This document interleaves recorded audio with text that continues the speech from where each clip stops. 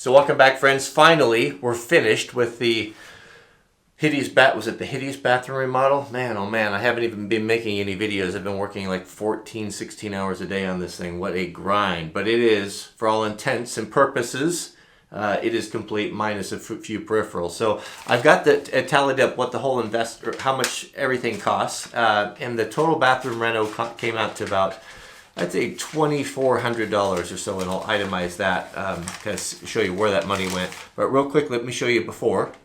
It's like a bathroom time capsule. So this is, well, it's not brilliant. It's a lot of brass and oak. Were there any surprises? Well, not really.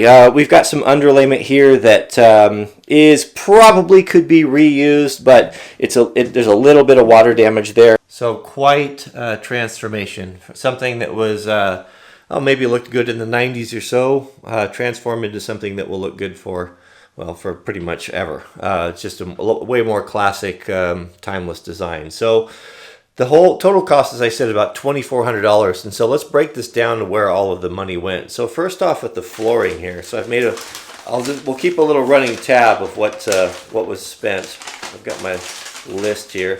So I figured about $100 into the flooring. That included the plywood to do the patches and the repairing the subfloor. So I mean, right around there. I used maybe a sheet of plywood that I already had, but most of the time you're not going to have to do that. And this is, of course, the Costco vinyl strip, which is pretty nice. You can wet mop it. It's really tough stuff.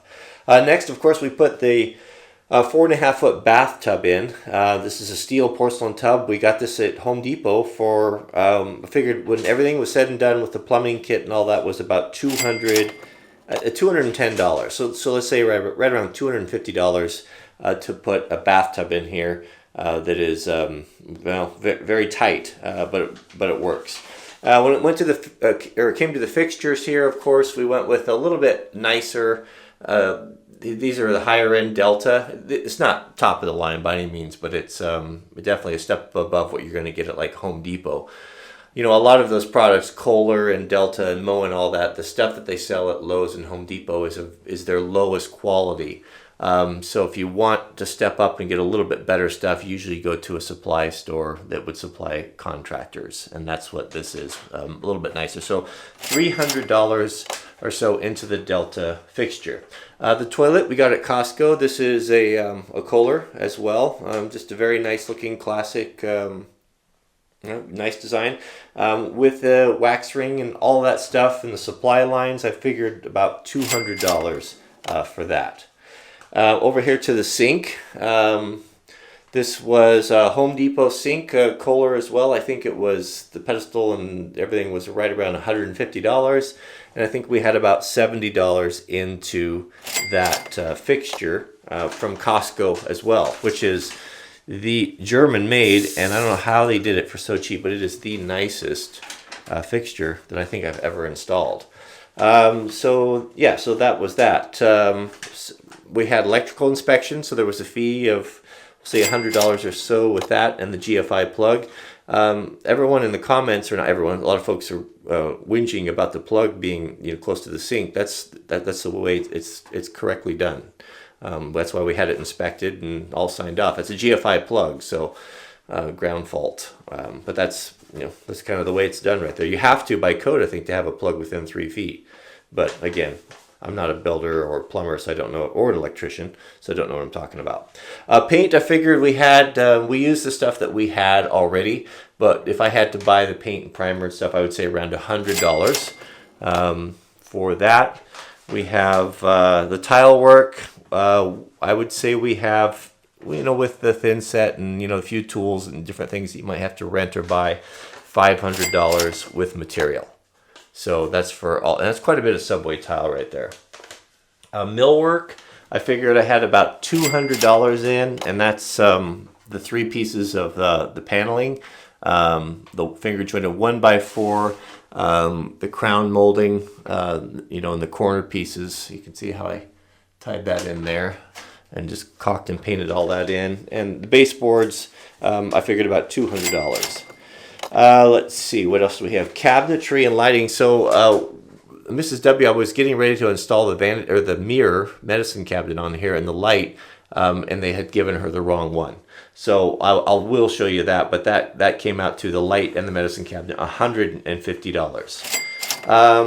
What else do we have here? Waterproofing behind the tile. We have $100 into that, and the permits, miscellaneous. I added an extra $200 into miscellaneous, you know, for all those little screws and different things and switch plate covers and such. But overall, it turned out really good, and that would have been, I don't know what a contractor would have charged to do this, but it would have been probably more than double. Many more. So probably got $16,000, $17,000 wouldn't surprise me. Maybe in this area 20. So a couple things that are unfinished. This is just a placeholder here. I was thinking I have some really nice 5/4 CVG fir that I've milled off my own trees. I just couldn't get to it, and I needed to dry. So I just put that on there just to I thought it'd be kind of a cool contrast to have local milled piece of fir from my own trees in here to offset some of that white. So was just kind of a provoking some thought and discussion there, so that's not necessarily permanent. Of course, the doors, now that I have the jamb thicknesses, I'll order the 3-panel fir doors to match the rest of the house and get rid of these hollow core doors. This is not even the right, look, the jamb is even short. Not the right one for that. Did the Craftsman style, just basically a wrap on there. Nothing new. Baseboards. The flooring turned out great. Plumbing, all nice and tight. Yeah, looks good.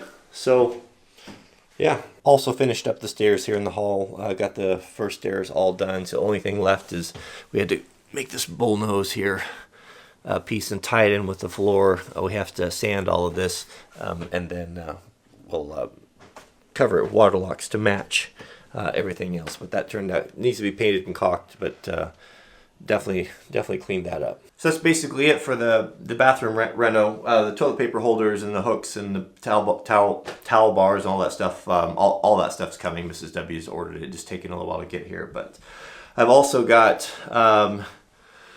probably a third, maybe a little over a third of all the whole upstairs, all the flooring done on all of that. So I'll give you a little update when that gets up. We get that finished up. We're into the closets and all that right now. So yeah, keep us in your prayers. It's a long, hard days. I'm just trying to push and get it done and not to leave anything undone. And that's why I find myself in the situation that I am, because when we did the major remodel, you know, all those little fiddly things, like, oh, you put them off, right? Oh, I'll take care of that later, or I'll do this at, another time. Well, those things end up, taking just the same amount of time as the whole job did, because now you got to drag everything out and round up tools and do I have, all that stuff. So it's better off just to keep pushing, keep your head down and get it 100% done, and just don't let up. And then you don't have those things haunting you for the next 10 years. So thanks for watching, and we'll see you guys on the next video.